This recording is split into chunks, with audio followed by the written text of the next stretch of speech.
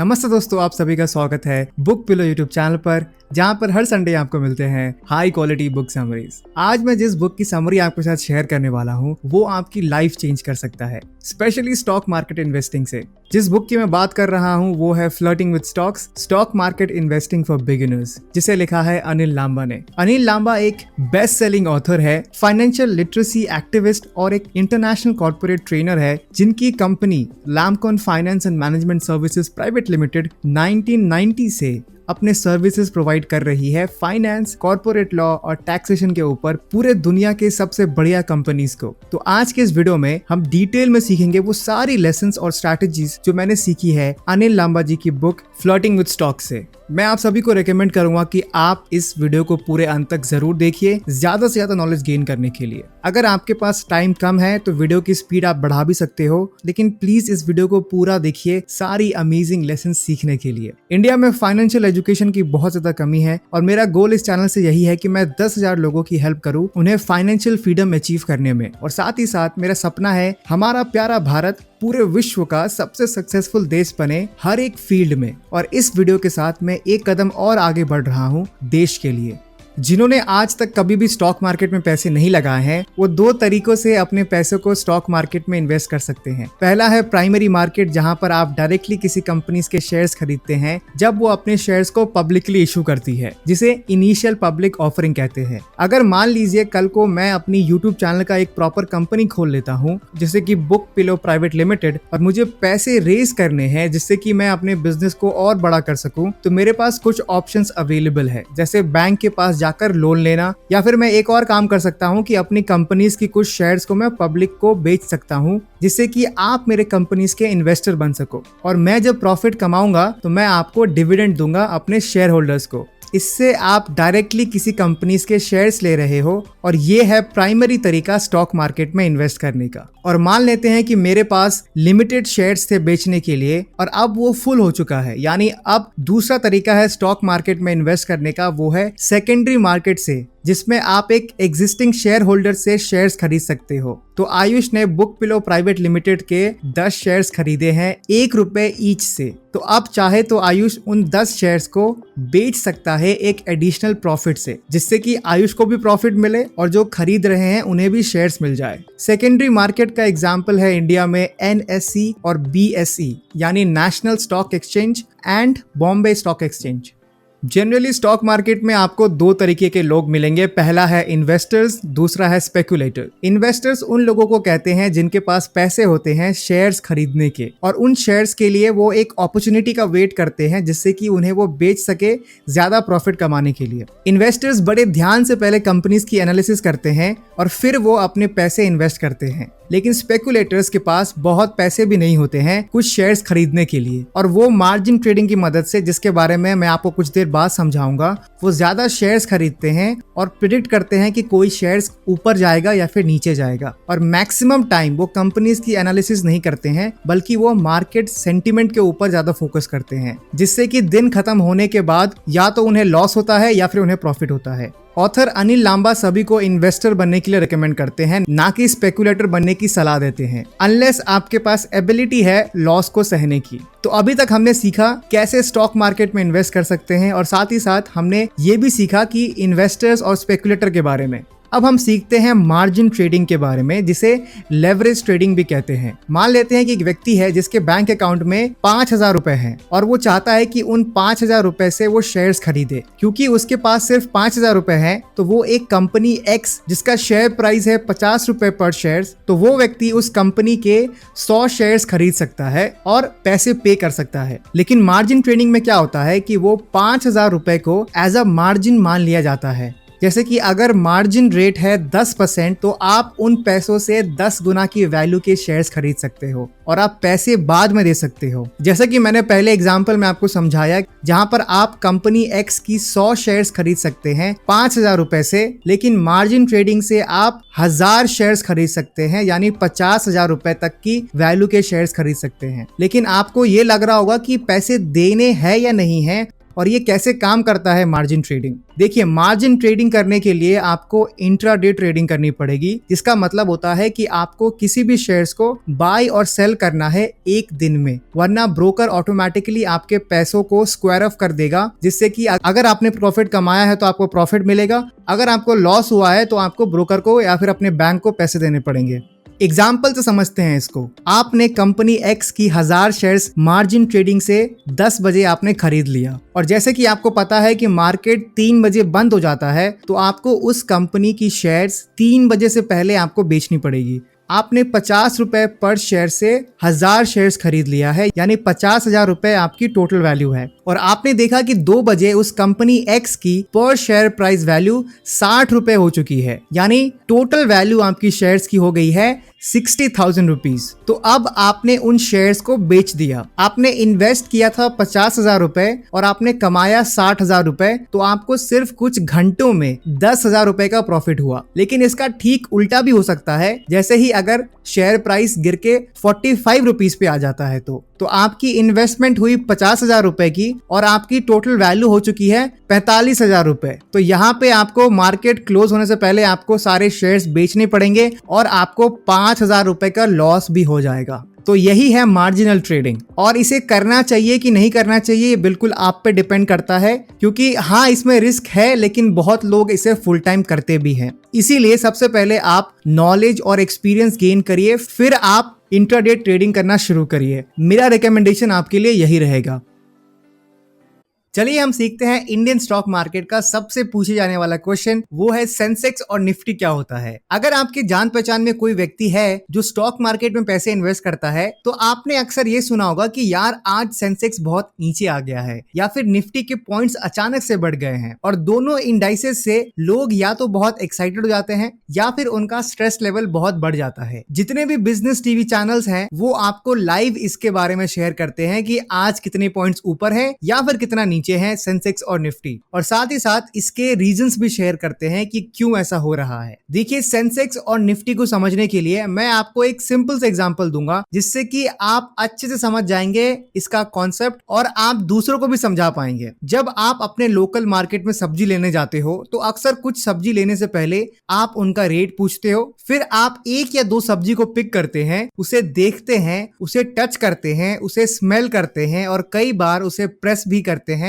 उसकी क्वालिटी को चेक करने के लिए, जिससे कि आपको ये पता लग जाए कि सब्जियां अच्छी है या नहीं। ऐसा करने से आपका टाइम बचता है और आप ज्यादा क्वांटिटी में सब्जी ले सकते हो, क्योंकि हर एक सब्जी की हम डिटेल एनालिसिस नहीं कर सकते हैं। उसी तरह स्टॉक मार्केट में हजारों कंपनियां लिस्टेड हैं, तो इन जनरल लोगों को कैसे पता चलेगा कि स्टॉक मार्केट में आज क्या पोजीशन चल रहा है। इसीलिए सेंसेक्स और निफ्टी एक सैंपल की तरह काम करता है, जो एक ओवरऑल इंप्रेशन देता है कि आज का स्टॉक मार्केट कैसा चल रहा है। सेंसेक्स में कुल 30 इंडिया की सबसे बड़ी कंपनीज होती हैं और निफ्टी में 50 इंडिया की सबसे बड़ी कंपनीज होती हैं। ये companies free float market capitalization से इंडिया की सबसे बड़ी कंपनीज होती हैं। फ्री फ्लोट मार्केट कैपिटलाइजेशन को समझने के लिए हमें सबसे पहले मार्केट कैपिटलाइजेशन को समझना पड़ेगा। किसी भी कंपनी का अगर आपको मार्केट कैपिटलाइजेशन आपको कैलकुलेट करना है तो आपको एक सिंपल से फॉर्मूला यूज करना है। Market capitalization equals to price of 1 share multiplied by number of shares. तो अगर एक कंपनी है, उसके 100 शेयर्स मार्केट में इशूड हैं और एक शेयर का प्राइस है 2 रुपए, तो उस कंपनी की मार्केट कैपिटलाइजेशन हुई 2 multiplied by 100 equals to 200 rupees. Free float market capitalization का फॉर्मूला है price of 1 share multiplied by bracket में number of shares minus companies owned shares. अगर मान लेते हैं उसी कंपनी के 20 शेयर्स उन्होंने खुद के पास ही रखा है, तो उस कंपनी का फ्री फ्लोट मार्केट कैपिटलाइजेशन होगा 2 मल्टीप्लाइड बाय ब्रैकेट में 100 माइनस 20 इक्वल्स टू 160 रुपीज। तो सेंसेक्स और निफ्टी में फ्री फ्लोट मार्केट कैपिटलाइजेशन से इंडिया की टॉप कंपनीज आती हैं। तो अब आपके मन में एक क्वेश्चन आ सकता है कि स्टॉक मार्केट में तो हजारों कंपनीज लिस्टेड हैं, क्या सेंसेक्स और निफ्टी के बढ़ने से या कमने से सारे कंपनीज पे असर पड़ता है? तो इसका आंसर है बिल्कुल भी नहीं। मान लेते हैं कि आपने ऐसी कंपनीज में इन्वेस्ट किया है जो सेंसेक्स के टॉप 30 और निफ्टी की टॉप 50 में आती ही नहीं है, तो क्या निफ्टी और सेंसेक्स के ऊपर और नीचे जाने से आपको फर्क पड़ सकता है? तो इसका आंसर है बिल्कुल भी नहीं। कई बार सेंसेक्स और निफ्टी ऊपर जाता है लेकिन आपकी इन्वेस्टमेंट की वैल्यू नीचे आ जाती है। इसीलिए आपको सेंसेक्स और निफ्टी के पॉइंट्स को देखकर इन्वेस्ट नहीं करना चाहिए, क्योंकि यहाँ जनरली टॉप परफॉर्मिंग कंपनीज होती हैं जो चेंज होती रहती है और ये पास्ट रिकॉर्ड को लिस्ट करती है पिछले 3 महीनों में। यानी ये वही बात हो गई कि आप उस घोड़े पे पैसे लगा रहे हो जो ऑलरेडी रेस जीत चुका है, बल्कि आपको उन घोड़ों पे पैसे लगाने हैं जो आपको लगता है कि शायद ये जीत सकते हैं। यानी उन कंपनीज पे आपको पैसे लगाने हैं जो इंडिया के टॉप 50 कंपनीज में आ सकते हैं कुछ महीने या फिर कुछ सालों में। जो ऑलरेडी टॉप 50 में है उनकी वैल्यू काफी ज्यादा हाई है। तो एक स्मार्ट इन्वेस्टर वही है जो पहले ही आइडेंटिफाई कर ले,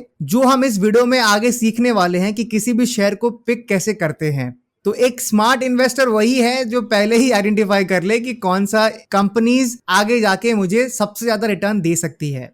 ऑथर कहते हैं कि एक सक्सेसफुल इन्वेस्टर बनने के लिए आपके पास 3 स्किल होनी चाहिए। पहला है क्या खरीदना है, यानी व्हाट टू बाय। दूसरा है कब खरीदना है, यानी व्हेन टू बाय। और तीसरा है कब बेचना है, यानी when to cell.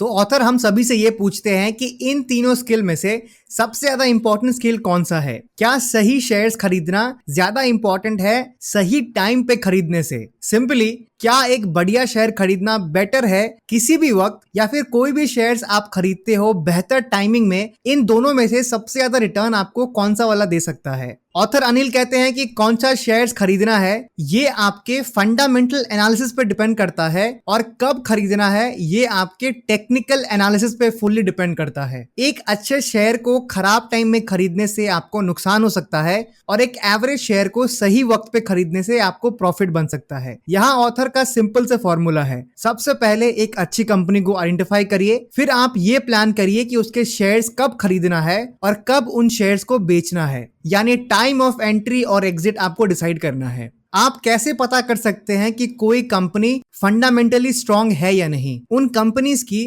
Major characteristics क्या है? इसीलिए ऑथर रेकमेंड करते हैं कि हमें 2 चीजों के बारे में बहुत ही अच्छी नॉलेज होनी ही चाहिए। पहला है बैलेंस शीट और दूसरा है प्रॉफिट एंड लॉस अकाउंट। तो चलिए सबसे पहले हम जानते हैं प्रॉफिट एंड लॉस अकाउंट के बारे में और इसे समझने की कोशिश करते हैं। जैसे कि इसके नाम से ही हम समझ सकते हैं कि ये अकाउंट हमें किसी भी कंपनी का परफॉर्मेंस बताती है कि उस कंपनी ने प्रॉफिट बनाया है या फिर उस कंपनी को लॉस हुआ है। अगर कोई भी कंपनी अपने खर्चों से ज्यादा पैसे कमाती है तो ये प्रॉफिट है, और अगर कोई भी कंपनी अपने खर्चों से कम कमाती है तो ये लॉस है। तो सबसे पहले हम एक sample profit and loss account बनाते हैं जिसमें 2 कॉलम होते हैं। पहला है एक्सपेंसेस का यानी खर्चे, और दूसरा है इनकम यानी आमदनी। खर्चे यानी एक्सपेंसेस में वो चीजें आती हैं जिससे उस कंपनी के पैसे जा रहे हैं, जैसे कि materials, salary, admin expenses, selling expenses. Income में 2 कंपोनेंट होते हैं। पहला है सेल्स और दूसरा है अदर इनकम्स। जो पैसे किसी बिजनेस के कोर एक्टिविटी से जनरेट होती है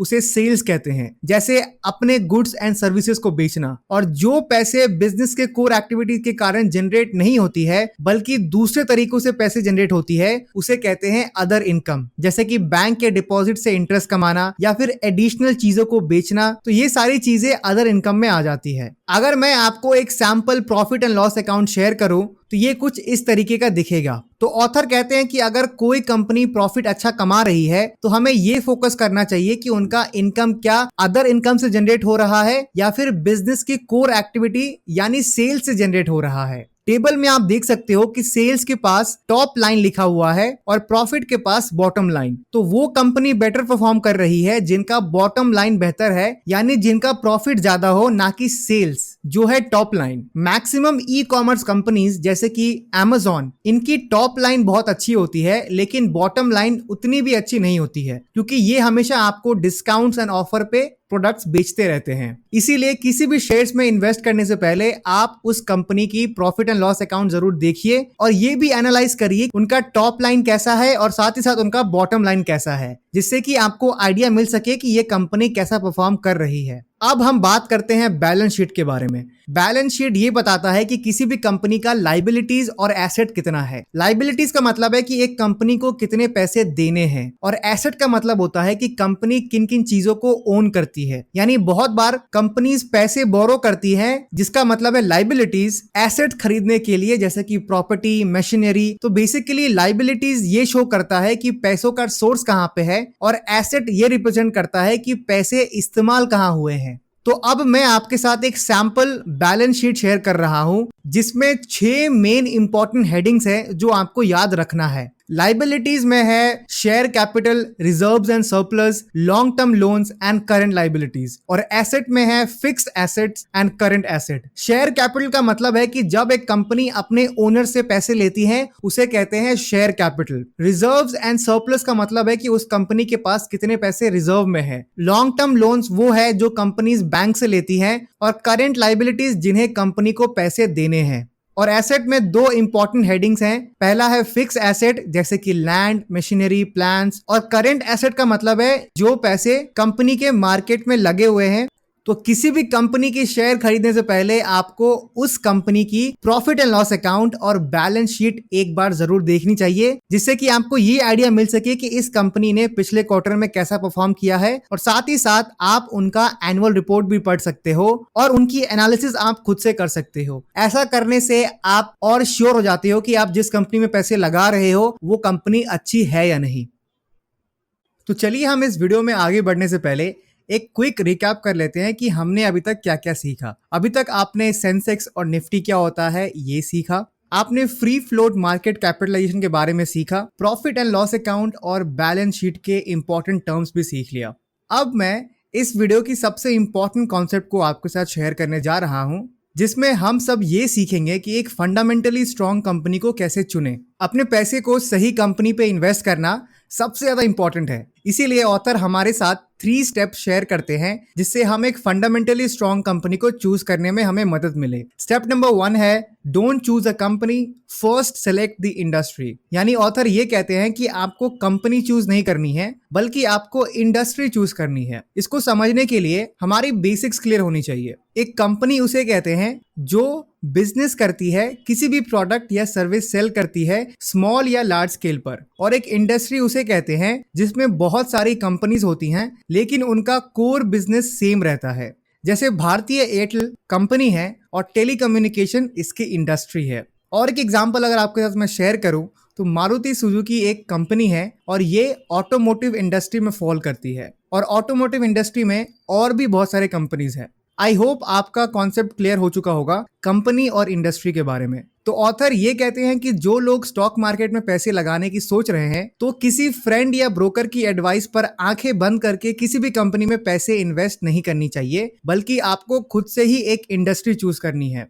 और इंडस्ट्री चूज करने के लिए भी ऑथर ने 3 बेसिक एडवाइसेस शेयर की है, जिससे हमें ये पता लग जाए कि आने वाले टाइम में किन इंडस्ट्रीज में ग्रोथ है और किन इंडस्ट्रीज में अभी डिक्लाइन होने वाला है। एडवाइस नंबर 1 है रीड बिजनेस न्यूज़पेपर। समय निकालकर दिन में एटलीस्ट 10 से 15 मिनट आपको बिजनेस रिलेटेड न्यूज पढ़नी चाहिए। ये छोटी सी हैबिट से आप बहुत कुछ सीख पाएंगे इंडिया और ग्लोबल मार्केट के बिजनेस न्यूज से, और साथ ही साथ आपको उन इंडस्ट्रीज के बारे में भी पता लग जाएगा जिसमें अभी काफी ज्यादा इन्वेस्टमेंट हो रही है और बहुत सारे चेंजेस भी कर रही है अपने सेक्टर में। दूसरा एडवाइस जो ऑथर ने शेयर किया है कि आपको गवर्नमेंट की एनुअल बजट भी पढ़नी चाहिए, जिससे कि आपको पता पड़ जाए कि हमारी गवर्नमेंट किन किन इंडस्ट्रीज में ज्यादा स्पेंडिंग करने वाली है। इससे भी आपको आइडिया मिल जाएगा कि किस इंडस्ट्री को आपको चूज करना चाहिए। अगर आपको इंडिया का 2021 का एनुअल बजट देखना है और स्टडी करना है, तो आप indiabudget.gov.in में जाकर आप गवर्नमेंट की एनुअल बजट देख सकते हैं, और ये उनकी ऑफिशियल वेबसाइट है।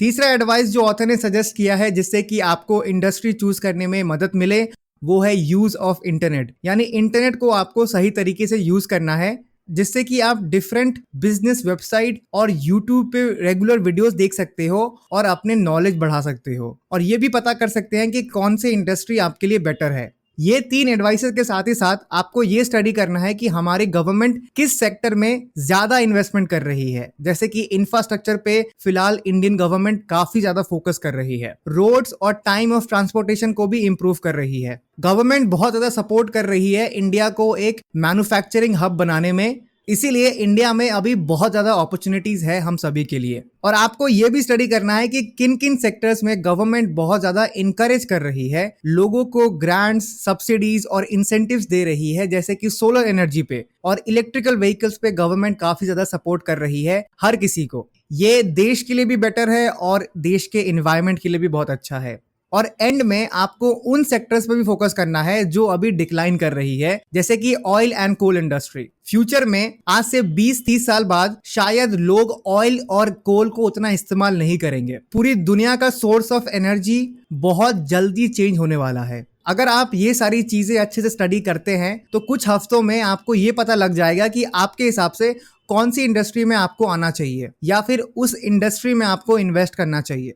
अब हम ये एज्यूम कर लेते हैं कि आपके एनालिसिस के बाद आपने फार्मास्यूटिकल इंडस्ट्री को चूज किया, क्योंकि आपने देखा कि इस सेक्टर में ग्रोथ बहुत ज्यादा है और साथ ही साथ अभी जो सिचुएशन चल रही है पूरी दुनिया में, उस हिसाब से भी इस सेक्टर में आपको काफी प्रॉफिटेबिलिटी दिख रही है। अब ये सवाल आता है कि फार्मास्यूटिकल इंडस्ट्री में किन कंपनीज को चूज करना है। तो स्टेप नंबर 2 है फंडामेंटली स्ट्रॉन्ग कंपनी को चूज करने के लिए, वो है कंपनी एनालिसिस।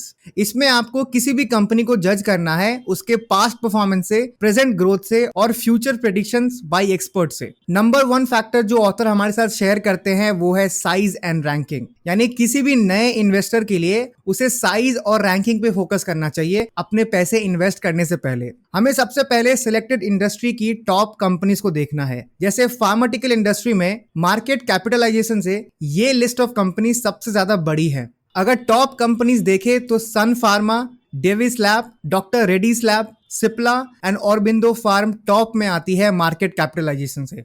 लेकिन जब हम बात करते हैं नेट प्रॉफिट की तो Sun Pharma, doctor Reddy's lab, Cipla, Aurobindo Pharma and Cadila Health ये सब टॉप कंपनीज है नेट प्रॉफिट से। ऑथर ये रेकमेंड करते हैं कि अगर आप एक नए इन्वेस्टर हो तो उस कंपनी में आपको पैसे इन्वेस्ट करने चाहिए जिसका नाम आपने पहले भी सुना हो, जब भी अगर उस इंडस्ट्री के बारे में बात होती है तो, क्योंकि अक्सर उन्हीं कंपनीज के बारे में लिखा या बोला जाता है जो उस इंडस्ट्री की मार्केट लीडर होती है। तो अगर आप इन लिस्ट में कुछ कंपनीज के नाम हमेशा सुनते आ रहे हो तो एज अ न्यू इन्वेस्टर आपको इन सारी कंपनीज को आपको शॉर्टलिस्ट करना है जिसमें आप पैसे इन्वेस्ट करना चाहते हो।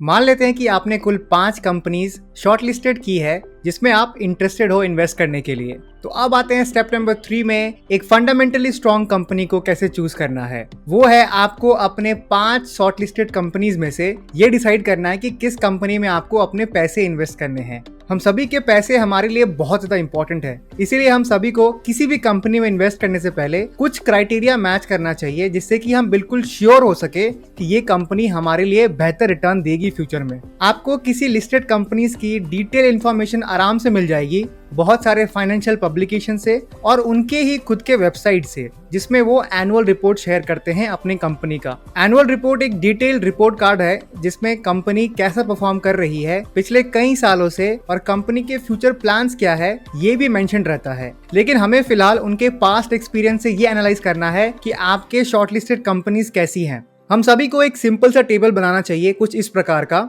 जिसमें हमें सबसे पहले कंपनी का नाम लिखना है जो आपने शॉर्टलिस्टेड किया है, यानी 5 कंपनी का नाम आप यहाँ पे लिख सकते हैं। तो एग्जांपल के तौर में मैंने यहाँ पे pharma A, pharma B, pharma C, pharma D and pharma E लिखा है। उसके बाद sales, gross profit, net profit, earnings per share, price earnings ratio भी लिखना है आपको। तो पहला सिलेक्शन क्राइटेरिया है सेल्स का। इसमें हमने जो 5 शॉर्टलिस्टेड कंपनीज चूज किए हैं उनका एनुअल रिपोर्ट डाउनलोड कर लेना है। उसके बाद उनका सेल्स रिकॉर्ड चेक करना है पिछले 5 सालों में और उसे एक ग्राफ में पुट करना है। फॉर एग्जाम्पल, तो अगर मैं आपको सिप्ला कंपनी की एनुअल रिपोर्ट से पिछले 10 सालों का रेवेन्यू देखूं तो हमें ये क्लियर हो जाएगा कि उनका सेल्स अच्छा है या नहीं। जैसा कि हम इस टेबल में देख सकते हैं कि सिप्ला कंपनी का रेवेन्यू लगातार बढ़ते आ रहा है पिछले 10 सालों में, और अगर हम इसके 5 साल के रेवेन्यू को ग्राफ में पुट करें तो ये कुछ इस तरीके का दिखेगा। इसी तरह से आप अपने 5 शॉर्टलिस्टेड कंपनीज की ग्राफ बनाइए और ये चेक करना है कि उन कंपनीज में से सबसे बेहतर कौन परफॉर्म कर रहा है। और ऑथर का रिकमेंडेशन ये भी है कि उस कंपनी की शेयर्स ना खरीदे अनलेस उनका ग्राफ ऊपर की ओर ना बढ़ रहा हो। दूसरा सिलेक्शन क्राइटेरिया है ग्रॉस प्रॉफिट का। मान लेते हैं कि एक कंपनी का सेल 2019 में 1000 करोड़ था और ग्रॉस प्रॉफिट था 30% यानी 300 करोड़। 2020 में उसी कंपनी का सेल्स दुगना हो गया यानी 2000 करोड़। तो लास्ट ईयर के रिकॉर्ड से यानी 2020 में उस कंपनी का 30% का ग्रॉस प्रॉफिट तो होना ही चाहिए यानी 600 करोड़ रुपए। तो ऑथर कहते हैं कि हमें ग्रॉस प्रॉफिट भी देखना चाहिए अपने सिलेक्टेड कंपनीज की और कभी भी उस शेयर को ना खरीदे जिसका ग्रॉस प्रॉफिट अपने सेल्स की तरह ग्रो ना कर रहा हो। अब आते हैं तीसरा सिलेक्शन में यानी नेट प्रॉफिट। अगर किसी भी कंपनी का सेल्स 2 गुना बढ़ा है और ग्रॉस प्रॉफिट भी 2 गुना बढ़ गया है तो उसका नेट प्रॉफिट 2 गुना से भी ज्यादा होना चाहिए, क्योंकि नेट प्रॉफिट ये डिसाइड करता है कि कंपनी कैसी है। इसीलिए अपने सिलेक्टेड कंपनीज की आप नेट प्रॉफिट जरूर देखिए और हो सके तो एक ग्राफ भी पुट कर सकते हैं सिर्फ और सिर्फ नेट प्रॉफिट की।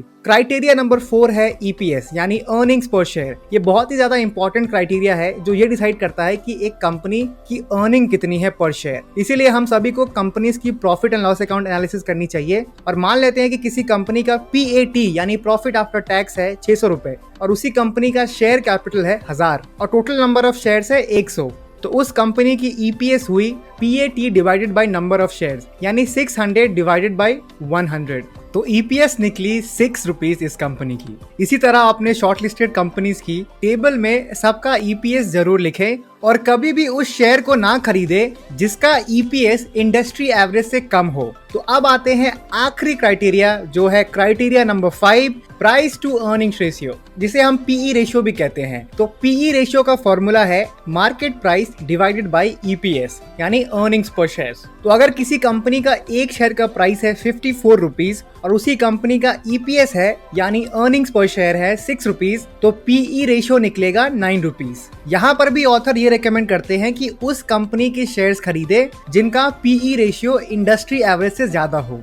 तो अगर इस टॉपिक को रिकैप करें तो कोई भी कंपनी फंडामेंटली स्ट्रांग है या नहीं, इसके लिए हमें ऑथर ने 3 स्ट्रैटेजी शेयर किए हैं 3 स्टेप्स में। पहला है कभी भी कंपनी नहीं बल्कि इंडस्ट्री को चूज करना चाहिए। दूसरा कंपनी की एनालिसिस करनी चाहिए और तीसरा उसी कंपनी को चूज करना चाहिए जो इन 5 क्राइटेरिया में अच्छा परफॉर्म कर रही है, जो है sales, gross profit, net profit, earnings per shares, price earnings ratio. अगर आप इस मेथड को यूज करते हो अपने स्टॉक्स को पिक करने के लिए तो आप मैक्सिमम और सिक्योर प्रॉफिट जनरेट करेंगे हमेशा, क्योंकि बाकी लोग दूसरे से एडवाइस ले रहे हैं स्टॉक्स को पिक करने के लिए बिना कंपनी की डीप एनालिसिस करे। तो आप सभी को स्पेकुलेटर नहीं बनना है बल्कि इन्वेस्टर बनना है, जिसमें आपको डीप एनालिसिस तो करनी ही पड़ेगी लॉन्ग टर्म बेनिफिट के लिए। तो अब हमने ये सीख लिया कि कंपनी पिक कैसे करते हैं। अब हम ये सीखेंगे कि शेयर कब खरीदना चाहिए जिससे कि आपको मैक्सिमम बेनिफिट मिले। इसके लिए हमें टेक्निकल एनालिसिस करनी पड़ेगी जो बहुत ही इजी स्टेप्स में मैं आपको समझाऊंगा। आपने अपना होमवर्क कर लिया है, यानी अपने सेक्टर्स के बारे में रिसर्च कर लिया, इंडस्ट्री की एनालिसिस कर ली और साथ ही साथ कौन से कंपनीज में आपको शेयर्स लेना है ये भी डिसाइड कर लिया। लेकिन अभी आता है सबसे इंपॉर्टेंट कॉन्सेप्ट और ये है कि शेयर्स कब खरीदना है यानी व्हेन टू बाय। यहाँ ऑथर रेकमेंड करते हैं कि जिस कंपनी की शेयर्स आप खरीदने वाले हो उसे आप कुछ दिन तक जरूर देखिए, स्पेशली उसके प्राइस ग्राफ को। हो सकता है कि आपको ये लगे कि यार स्टॉक मार्केट कितना वियर्ड है, सेम कंपनी का शेयर प्राइस एवरी डे ऊपर या नीचे हो रहा है, लेकिन जब आप उसे रेगुलरली देखते हो तो आपको धीरे धीरे समझ में आ जाता है कि क्या हो रहा है। मैं आपके साथ एक एग्जांपल शेयर करता हूं जिससे कि आपको ये पता लग जाएगा कि कब खरीदना चाहिए शेयर्स और कब बेचना चाहिए शेयर्स को। जैसे कि एक कंपनी है जिसका शेयर प्राइस था डे 1 में 50 रुपीज, डे 2 में 70 रुपीज, डे 3 में 65 रुपीज, डे 4 में 90 रुपीज और डे 5 में 70 रुपीज। तो इसका ग्राफ कुछ इस तरीके का दिखेगा। और दूसरी कंपनी का शेयर प्राइस था डे 1 में 70 रुपीज, डे 2 में 85 रुपीज और डे 3 में 65 रुपीज, डे 4 में 80 रुपीज और डे 5 में 60 रुपीज। तो इसका ग्राफ भी कुछ इस तरीके का दिखेगा। आपको शायद लग रहा होगा कि ये दोनों ही ऑलमोस्ट सेम लग रही है, लेकिन यहाँ पे एक मेजर डिफरेंस है जो हम नोटिस ही नहीं कर रहे हैं। इस ग्राफ को ध्यान से देखिए। पहला कंपनी ने डे 2 में 50 रुपीज से 70 रुपीज तक का जंप लगाया है, डे 3 में फिर से फॉल होके 65 रुपीज पे आ गया है, डे 4 में फिर से राइज किया है 90 रुपीज तक और डे 5 में गिर के 70 रुपीज पे आ गया है। तो जो हाईएस्ट पीक था 90 का वो अपने पिछले पीक 70 से ज्यादा है, और जो बॉटम पीक है 70 का उस कंपनी ने जो टच किया है वो ज्यादा है पिछले बॉटम पीक से, यानी 65 रुपीज से। तो इस सिनारियो में हम ये कहते हैं कि ये कंपनी राइजिंग फेज में है। और दूसरे कंपनी के साथ ये हुआ कि उसका जो हाईएस्ट पीक था 85 रुपीज डे 2 में, वो नेक्स्ट हाईएस्ट पीक से ज्यादा है, यानी डे 4 के 80 रुपीज से। और जो थर्ड डे में उन्होंने लोएस्ट पीक हिट किया है वो भी ज्यादा है डे 5 से। तो इसे हम कहते हैं ये कंपनी फॉलिंग मार्केट में है। तो ऑथर यहाँ ये रेकमेंड करते हैं कि कभी भी उस शेयर को नहीं खरीदना चाहिए जिसका मार्केट गिर रहा हो, और हमेशा राइजिंग फेज वाले शेयर्स को खरीदना चाहिए, लेकिन तब खरीदना चाहिए जब उनका राइजिंग फेज शुरू ही हुआ हो, ना कि तब जब खत्म होने पे आ गया हो। कभी भी राइजिंग फेज में शेयर्स को ना बेचे, हमेशा फॉलिंग मार्केट में शेयर्स को बेचे, लेकिन याद रखिए कि तभी बेचे जब उनका फॉलिंग फेज शुरू ही हुआ हो। तो अब आपने वो सब कुछ सीख लिया है जिससे कि आप स्टार्ट कर सको स्टॉक मार्केट में इन्वेस्ट करने के लिए। लेकिन एक चीज जो आप सभी को करनी पड़ेगी अगर आप चाहते हो कि स्टॉक मार्केट में इन्वेस्ट करो, वो है एक डीमैट अकाउंट ओपन करना। ये बिल्कुल कंपलसरी है, बिना डीमैट अकाउंट ओपन करे आप स्टॉक्स में इन्वेस्ट कर ही नहीं सकते। इसीलिए मेरे जितने भी सब्सक्राइबर्स हैं और जितने भी मेरे व्यूअर्स हैं उन लोगों के लिए फ्री डीमैट अकाउंट बनेगा अगर आप डिस्क्रिप्शन में दिए गए लिंक से जाकर क्लिक करके अगर आप डीमैट अकाउंट ओपन करते हो तो, और ये बिल्कुल ही फ्री है।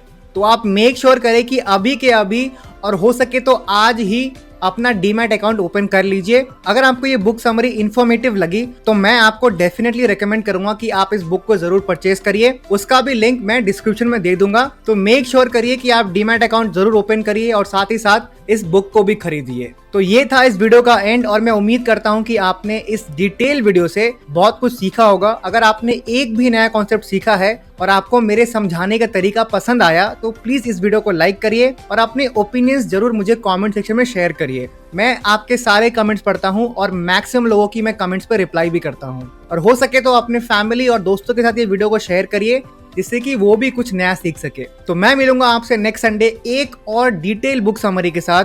तब तक के लिए कीप रीडिंग, कीप ग्रोइंग।